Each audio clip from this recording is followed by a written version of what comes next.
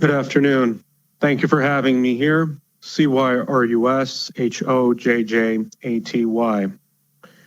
I appreciate the sponsor bringing this very important issue. We don't want hateful people who will commit huge violent acts to have access to firearms. And by the way, she did a good job handling the meeting last Friday. I appreciate her. But we do have some concerns. We need to know how hate crime and so-called hate speech is distinguished. So for an example, if I make a speech of what I believe to be true about a certain group of people, race, or whatever, will that be counted as hate speech? Let me give you an example, if that's okay. If you look at people who are from Sub-Saharan African descent, they score less on math and they're less fortunate than societies like where my mom and my parents are from in Iran. And this is largely because of the fact that even 500,000 years ago, Sub-Saharan Africa was a less performing society even before European contact. And by the way, okay, we are going to move on to the next commenter. That violates the one rule that I set forth here, which is that we have to be civil and respectful. We're going to go on to the last person to testify in Las Vegas. My name is Ian Fenty, for the record. I will simply say ditto to all of the opposition to this for the same reasons. And I will also add that, or point out that if you were to look on the Nellis site of 33 pages of folks that have voted in a response towards this SB 89, 95% are opposing it. Thank you.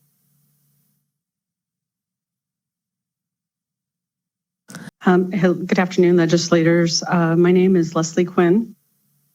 I am a registered voter in Clark County. I ask my SD8 Senator and AD5 Assemblywoman and all legislators to stand with me in opposition of AB 245.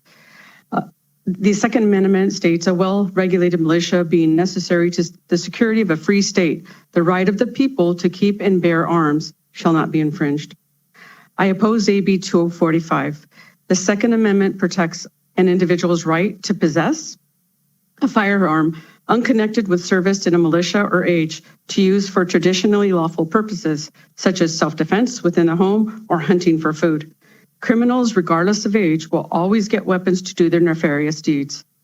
How is a person's brain not fully developed until 24 plus, yet there are bills passed by the same sponsors of this bill that support children 8 or 9 years old smart enough to cut off their body parts? That's irreparable. AB 245 is a wash, rinse, and repeat of AB 355 that was vetoed by Governor Lombardo in the 82nd legislative session. Someone mentioned that this bill is a way to protect children from harming themselves. What about not voting in bills that promote mental health confusion in children about their sexuality or honoring their parents or others? Or students having to learn in a classroom with other students that are allowed to run wild. Again, I have one rule in this committee that your comments have to be civil and respectful. Calling people mentally ill who have gender nonconforming identities is not respectful. So it looks like there's nobody else in Las Vegas to give in-person testimony. We will go to the phones for opposition on AB 245. Hello, everyone. It's at the end of the day, so I know we're all tired.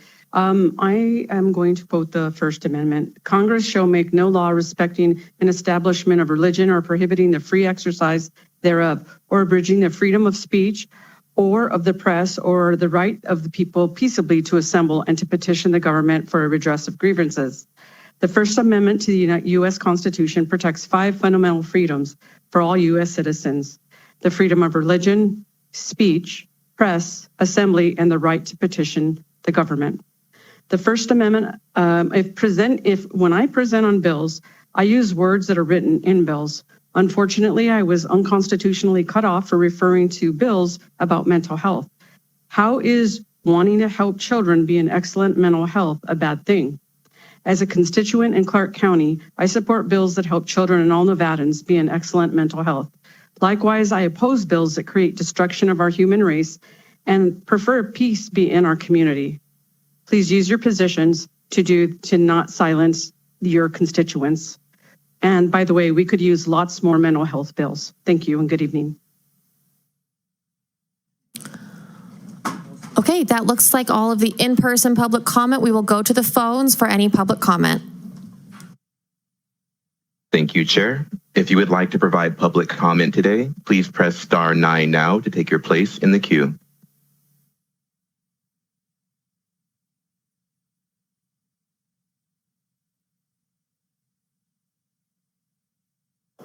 Good evening, everyone. Thank you for taking my call. I really appreciate it.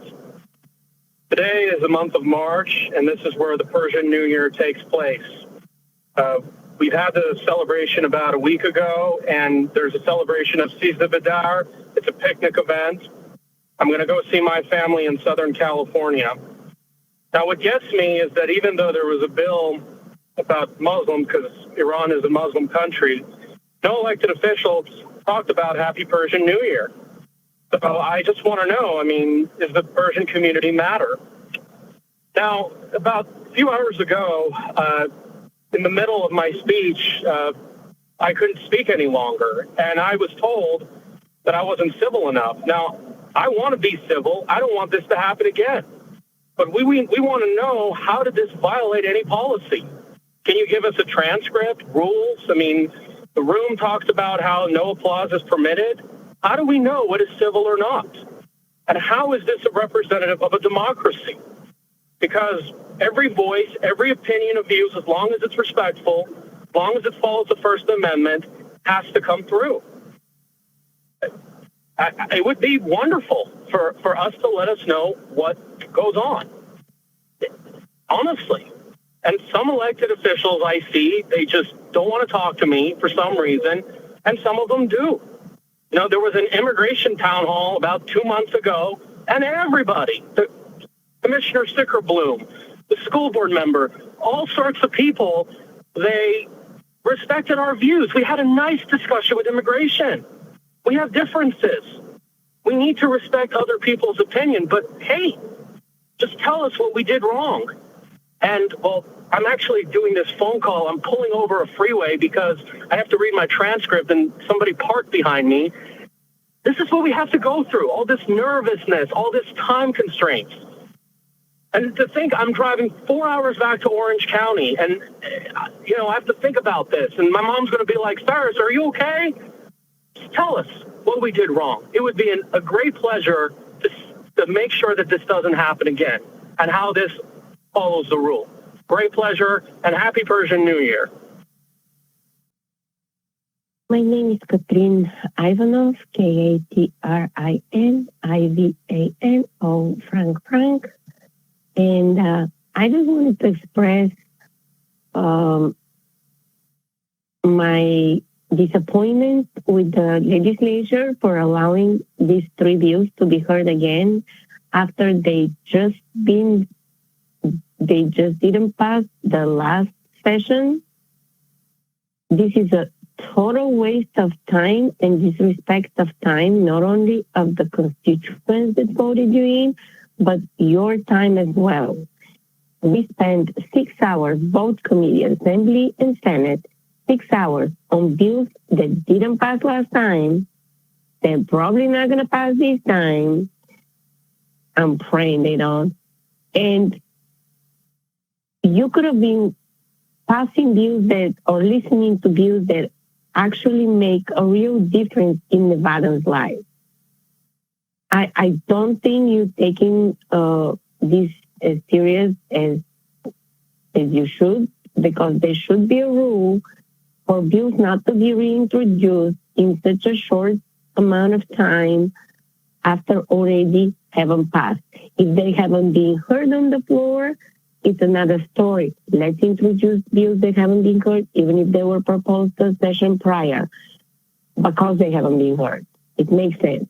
But bills that we spent probably the same amount of time, if not even more last time around, to be presented again, it seems very disrespectful of everybody's time, including the people that are working so hard to make this presentation.